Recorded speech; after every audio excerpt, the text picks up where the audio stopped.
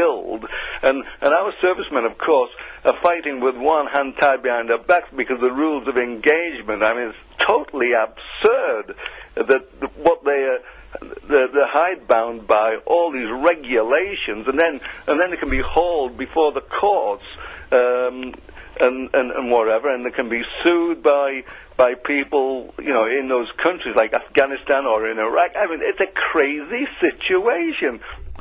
Barry, I'm going to have to pause there because I've got to try and get William in before he gets dragged off to go to work this morning. Thank you very much, Barry. If you'd like to make a contribution to this morning's programme, it's 0870 420 2020. At 6 o'clock, it's the Alan Brazil Sports Breakfast. Brazil and Beaky are joined by a host of football legends to look back on the Champions League action, with the game of the night being the Battle of Bolton. No, it wasn't. It was the Battle of Britain at Old Trafford between Manchester United and Celtic. I saw a bit of it on the television, actually. They swapped shirts. Harmless to the end. William's in Newcastle. If I get this screen to work, William, I should be a very blessed man. Good to have you with us, William. Good morning. Hello. Just to carry on from what Barry's been saying, I get the impression, looking at the media and programmes on television, that we're actually being softened up for the reintroduction of military slavery in this country. And it's called conscription. Now, the main point I wanted to make was, what are these soldiers actually fighting for? Now, when you hear the people talking, they always put it in personal terms, like when they're criticising Iraq, even George Galloway goes on like this, or it's a function of Tony Blair's personality. It's because of the sort of personality he's got. He's a vainglorious puppet of George Bush and so on and so forth. But the simple fact is, and anybody can come on and disagree with this, you won't get any sort of war or any ideological movement at all. It'll get no traction after a while, unless there's some sort of economic drive behind it. And I thought that the Afghanistan thing was predicted a long time beforehand. Excuse me. I'll tell you what. It was simply the fact that the oil companies can get more profit selling oil from the Caspian Sea in the Far East than they can get selling it to Europe. If you look at the original report produced on behalf of the oil companies and so on, they actually say this because the population in the Far East is actually increasing at a greater rate than it is here. They'll get more money selling oil over there, so they wanted to. Well, that guarantee of safety of a pipeline across Afghanistan. Well, that Caspian Sea pipeline you're referring to comes down into Turkey, doesn't it? Hang on. It does. They looked at various routes, right, of yes. the Caspian for the pipeline, and they worked out it would be so much cheaper per barrel if they took it across Afghanistan. Okay. Now, well, anyway, that's actually I just saw. Was it last night? No, the night before. Michael Moore's film, which is actually repeating this particular. Bowling Common. What it boils down to, our boys are not out there. Not out there to sort of defend the Taliban or women's rights or whatever, against the Taliban, women's rights or whatever. It's basically to secure profits for the oil companies, particularly American oil companies. It's ironic, isn't it, that should that be the case, that oil soared beyond $100 a barrel. I'm not talking about now, but it did. When? Where are we now? Yeah, but look. About March, April, May, wasn't it? Right. Well, we're not talking about it. Nobody mentioned a shortage of oil. In fact, when this... I wasn't saying it was short. I was just saying it was expensive. Yeah. Well, what they reckon now, instead of... they wanted to concentrate that oil, selling it in the Far East market. I mean, I'm not necessarily saying they're correct, but so far as I can see, this is the theory that best fits the facts. As it occurred, particularly because the oil companies actually asked the United States to secure political stability in Afghanistan against all the war and factions and so on. Now, when it comes to the Iraq war, people are saying why is Europe not so committed to that the British government is in the United States is because, what best fits the facts was a theory which I first heard put forward on actually somebody called on to talkSPORT. It was to do with the petrodollars, and there was a move behind the scenes to sort of the oil producing countries they're starting to bring their investments out of the United States, put them into Europe, and start trading oil in euros instead of United States dollars. Okay. Now, what that would have done, because of all the frozen assets of the oil companies in the United States of America, what happened way back in the 1970s when they had a bit of a conflict. Then there was an agreement between the United States that the Arab oil companies kept their investments there, but they could still get the yield. Okay. Yeah. Now, what would happen if the dollar started to collapse and so on? There'd be a massive knock-on effect. Now, that would affect Britain more than Europe, if you see what I'm getting at. Okay. Yeah. Right, but because Britain is not as integrated as Europe as the other European countries are, and are more integrated with the United States. So when you say about Tony Blair, it's, you know, he's sort of he's doing it, you know. He's doing it for all it's a function of his personality. For all we know, he's actually doing this what he considered to be the best interest of this country. Thank you very much, William. I've got to take a pause. You're listening to talkSPORT. Good morning. It's Mike Allen for Ian Collins and Chesney. So, one of the stories we're carrying this morning is about this guy who gave 6 girls HIV, an asylum seeker, they say. I don't know if he were an asylum seeker, I don't know if he weren't. But one thing's for sure, it's no secret to anyone that HIV is deadly. What should be a suitable punishment? Dave is in Tutbury. We'll speak to David in just a minute. I'm Mike Allen. My number, by the way, is 08704. Good morning. I just walked out into the newsroom. You'd never seen such a flurry of indifference. Men and women lining up, waiting for a sit-down. On a serious note, an asylum seeker who apparently had sex with scores of women whilst working at a holiday campsite has given at least 6 of them HIV. This guy was posing as a caravan salesman, and his name was Everson Banda, 29 years of age. He left behind an AIDS scare time bomb when he was sent home to Zimbabwe by immigration officials last month. He'd worked illegally since 2004 at the Orchards Holiday Village near Clacton-on-Sea in Essex, but told none of his girlfriends he was HIV positive. Let's find out how Dave's going to react to this news. Hello, Dave, you're on talkSPORT. Hello there, yes. Well, I don't know if the British public are aware of the time bomb that this headline that you were referring to is going to happen, you know, like in a pyramid effect, because my brother has recently come back from Zimbabwe, where he spent 30 years working in industry, but because of the situation with the political situation, he had to come out with his family a bit quick, and he's now in this area. And he's been telling me a few facts and figures about this AIDS business, and, you know, obviously his knowledge of the African states and the countries around there where he was in Zimbabwe. And he tells me that he had to bank his own blood, because if ever he wanted a transfusion, you know, there could be possibly a cross-contamination and possibly HIV in the blood that he was going to receive, you know, if he needed an operation.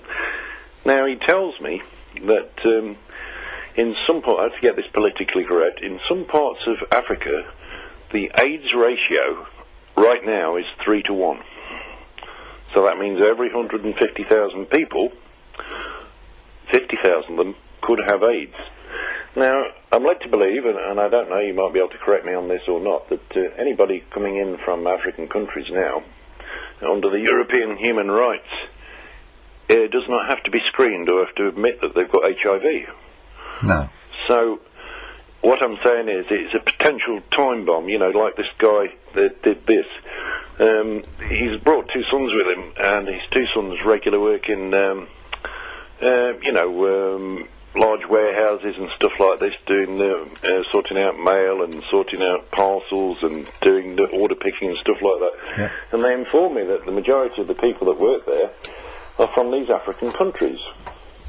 Now, what I'm saying is, if that ratio is right, and just say a small percentage, let's say 0.5% of these guys and girls are quite promiscuous, and eventually, in time to come, and the government have not said anything to us about all these people who come in, asylum seekers or people seeking work, all the nurses and care workers and factory workers, they haven't told us how dangerous this situation is going to be, and it's really quite scary, isn't it? Yeah, I would say one thing in defence of the government, maybe they didn't have any data that they could rely on as being consistent. But even without that, Dave, it's true to say there's of the amount of people that are coming in, even 5% being infected, if that's the right word, is still an unacceptable amount, surely. Well, that's right, and they're bound. But if they're single, they're bound to be on these dating agencies and telephone dating lines and stuff like that. And you know yourself, well, not you know yourself, but they might be introduced to several people, and nature being nature, things have to be tried and tested, before people decide to, you know what I'm saying? Yeah, well, I've reached the stage actually, that I think Mother was right. It's severely oversold. Yeah. Putting it like, I think it's a very serious story, and unfortunately, when things get quite serious, a lot of people bury their head in the sand. Yeah, they turn off. They don't say, "Oh no, I'm not listening." A finger's in their ear. I'm not listening. And until somebody comes along and addresses it, that's the way they stay. And I'm glad that you mentioned this today, because it sits as the front page of the Sun, and we know that millions of people read it. Well, it's very, very scary indeed, because you know yourself, and you hear all the time, especially on your programme, that the majority of young people, rightly so, I was also quite promiscuous, and in the young community, how many youngsters use condoms? And also, I think particularly, I'm in my 50s, and I have to admit that, because I'm in that era, the 50s, 60s, grew up in that era, that I haven't always used a condom either, and because... Oh, well, you were there for the Summer of Love in 1967. Well, that's right, so of course, you think, well, it won't happen to me. I mean, I'm the first one to admit, it wouldn't happen to me, but... how many people, if they say that it won't happen to me, and before you know it, we've got a big, big problem. I'm trying to keep it short, because I know you've got other callers waiting, but I am absolutely enraged about it, you know what I mean? And I think rightly so. It's a time bomb waiting to go off. I think rightly so. I wish more people were prepared to discuss it, and hopefully we would increase the awareness of it, because people are just saying, I don't want to do it, and as you said, probably sticking their heads in the sand. That's right. Okay, thanks a lot. That's a pleasure. Thanks very much. That's Dave from Tudbury.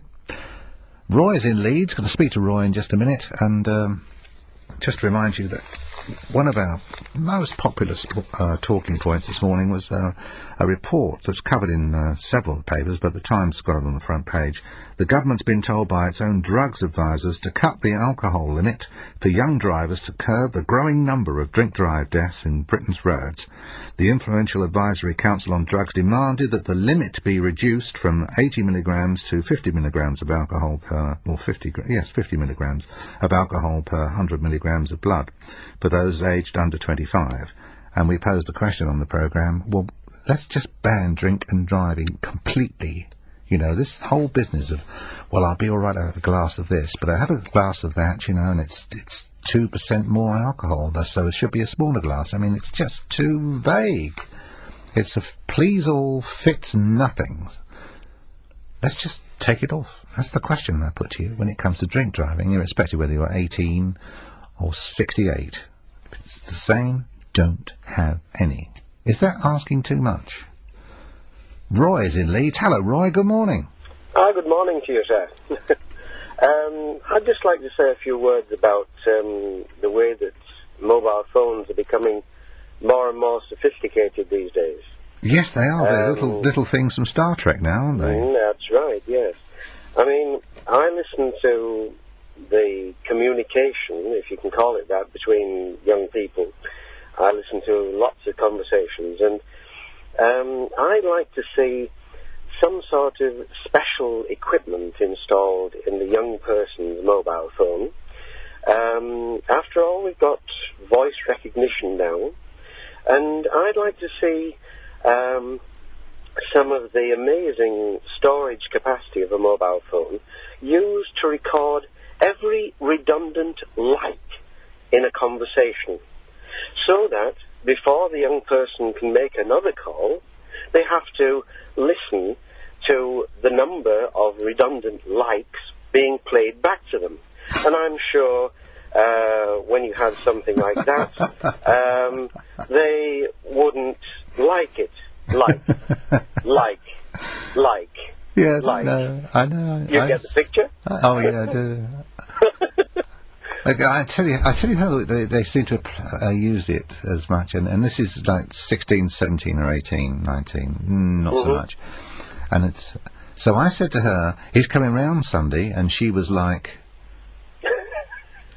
and then he was like, and it's so funny. It's really funny. But it's just a fashion, it's a trend, you know, and hopefully, like bare breath, you know, it will eventually go away. Yes, the funny thing is that, shall we say, from about 20 years ago, the redundant like that was added on to the end of the sentence has now come to precede it. Like. Yes, it actually lives up to the expression "movable feast," doesn't it? Yes. I mean, it's just a point, and I find it amusing. Well, I'm glad you find it amusing, because it's nice to hear a smiley voice at this time of the day. Now, thank you very much, Roy. Speak to you soon. Have a really good day. Bye-bye. Right, now, the real genius has come into the studio now, the expensive act. Is that your abbreviated name here, Beaky? Jeff Beechcroft. I know, but it says Beaky. Yes, yeah, that's me. Oh, so I'll call you Beaky in future. Yeah, that's easier, isn't it, than remembering a Christian name and a surname? No, it's just that I keep bequeathing you an H. That's very kind. In your family name, and you don't require one. No, that's right. Did you have a pleasant night? Did I have a pleasant night? I watched some football last night. I watched the Champions League game, the big one between Anderlecht and Lille. Also saw the extended highlights of Manchester United and Celtic. So we're going to be talking about that this morning, of course, right, in the Alan Brazil Sports Breakfast. And no doubt we're going to be getting lots of calls and texts and emails on that one as well. Jim Craig, former Lisbon Lion and Celtic right-back, will be on the show talking about that. So we're going to be also talking about Arsenal, who did well last night, went away to Hamburg. And Real Madrid beaten by a side who one or two are saying could win the Champions League this season. That's the side managed by the former Liverpool manager Gerard Houllier, who beat Real Madrid last night, the star-studded Real Madrid side, and beat them well by all accounts.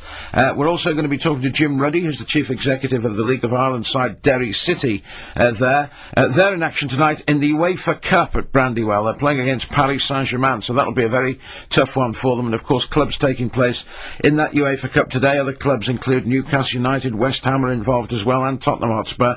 So we're going to be previewing those games as well. Eddie Gray will be joining us. He used to play for Leeds United, Mike. I know that name. Ah, right, there you go. And Leeds United last night were beaten by Sunderland, managed now by Roy Keane, formerly with Manchester United, and he's been in charge for just 2 matches, and they've won twice after having a disastrous start to the season, Sunderland, so we're going to be talking about that as well. And Sammy McElroy joins us. He'll be talking about Manchester United last night. He's also in charge of Morecambe, who are in the conference, and they've made a pretty good start to the conference as well, so we're going to be talking that. And another famous player from the past as well, talking about Arsenal, joining us as well, that is Charlie George. So all of that and more in the Sports Breakfast this morning. There's a few legends in there. Not half, yeah, very much so. Yeah. So I'm looking forward to that, and no doubt plenty of people, as I say, will have their thoughts on last night's football, particularly the game at Old Trafford. Thank you. Thank you, Mike. You're listening to talkSPORT. Margaret? Yes. I've just got to do a couple of bits of nonsense, and then I'm going to come back and talk to you. Things haven't changed, have they? Well, I don't know. I think the parking rate's gone up. I look forward to that. Okay. Right, let's get up to date with the traffic and travel. Let's talk to Mary. Hi, Mary. Hello. A1M in County Durham in both directions of the lane closure due to an accident between junction 63 at Chestler Street and 62 at Carville. Now in Warwickshire there's the closure of the eastbound M45 due to an overturned lorry between the A45 Coventry Road and junction 17 of the M1 at the Dunchurch turn-off. Do expect delays. We are hearing that this is the whole of the eastbound stretch, according to officials, that is closed off. The southbound N1 in Buckinghamshire has a two-lane closure. Very slow traffic due to a jackknife lorry between Milton Keynes at junction 14 and Bedford at junction 13. Now on the M25 in Essex anti-clockwise there is a lane closed off for recovery work, so two lanes now open and emergency repairs between junction 26 at Waltham Abbey and 25 at Enfield. Mary Jacobs, talkSPORT, Traffic and Travel. talkSPORT, Traffic and Travel. The John Gaunt Show. Hey, it's Gaunty. Weekday mornings from 10. The man with his finger on the pulse of the nation.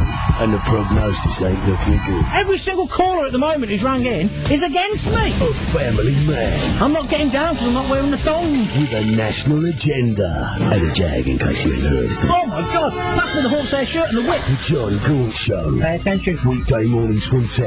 On 1089 and 10:53 AM. talkSPORT. Yes, baby. It's about 15 minutes away from 6 o'clock. I say about because, you know, I wouldn't bet on that completely being right. It's just that it's a 24-hour clock and I have a bit of trouble untangling it.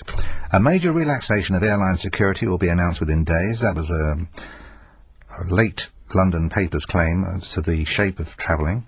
Travellers will be allowed to take larger items of hand luggage later this month, and security chiefs are studying proposals to allow liquids back on board soon afterwards. Still no news as to whether or not you'll have to take everything in a little see-through plastic bag. Those of us, of course, who cannot live without a certain amount of modesty will find themselves forever embarrassed. If you've got a couple of things to say about that, it's 08704 20 20 20, 08704 20 20 20, or it's time to text. I know, it's an annoying little thing, but it brings you so much pleasure. 81089, or email all the W's .talksport.net. Hello, Margaret. Hello, handsome. How are you? Well, it's very awfully well, actually. You're not awfully well, did you say? Very awfully well. Oh, very awfully well. Oh, Yes. that's lovely. Yes. So, It is nice to hear your voice again. It really is. I'm quite excited. oh, Now, I think footballers ought to swap shorts, don't you, instead of shirts? I think it'd be much more fun. what, on live television? Yes, why not? Well, I suppose so. As long as they've got decent underwear on. Oh, yes.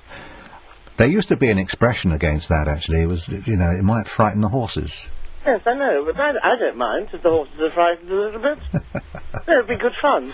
No, seriously, talking about this gentleman with AIDS passing it on to 6 women, Yes. I quite honestly think he ought to be jailed for 15 years, and do 15 years as well. And if he's not well during the course of that time, to be looked after properly in the sick bay. But he ought to be locked up. Does that sound too severe? No, I don't think so. Because he knew he had AIDS. Exactly. He knew he was going to possibly infect anyone he had sex with. There's a strong likelihood he would. So that's a preconceived termination against someone's He's a woman life. hater, doesn't he? Well, I don't Do that know, sort of thing? I don't know. Sometimes I wonder if we don't make too many excuses for some people who are responsible for acts against humanity, Yes, such as that. I think we probably do, but I certainly think, I can't understand why he would do that, so that's why I said, it sounds as if he must be a woman hater to do that sort of thing. And he definitely ought to be locked away, in my opinion. Well, I don't know. I think... But I bet he isn't. Who can tell? But, it's very difficult to look at things such as this, situations such as this, and not find yourself getting extremely angry inside. Well, that's how I feel. Because maybe, in a few years' time I could be old enough to have a daughter who could have been one of the unfortunates who had a relationship with this guy. Or if not this guy, then another. Exactly, Mike. I agree with you entirely. And you could have been her Aunt Margaret, you know, and we'd both find ourselves... All granny-like now. You're granny now. Getting on. Oh. So everything is well with you, is it? Well, I had to have a mastectomy this year, but I'm fine now. Oh, dear. Yes, I'm fine. It came back after 13 years, but in the same breast, but no problems. Good. You know, I'm doing well. And you've been for follow-up? Yes, sir. And it's all clear? Yes, I'm just going back in January to have them, you know, sort of routine mammogram and see the consultant. But everything is clear everywhere else. Bones, that's a relief, organs, the lot. Yes. So I'm here, I'm a survivor, and so, you know, I hope that helps people who are, you know, worried, because you can make it. And I certainly have done. And I should be 63 this December. Really? Yeah. I've got my bus pass. I'm having a wonderful time. Oh, a friend of mine... Serving people on the buses. A friend of mine constantly harangues me. He says... Don't you wish you could? Aren't you angry and don't you wish you were me, that you could do this journey for no money at all? And I said, I haven't thought about it. He gets so irate.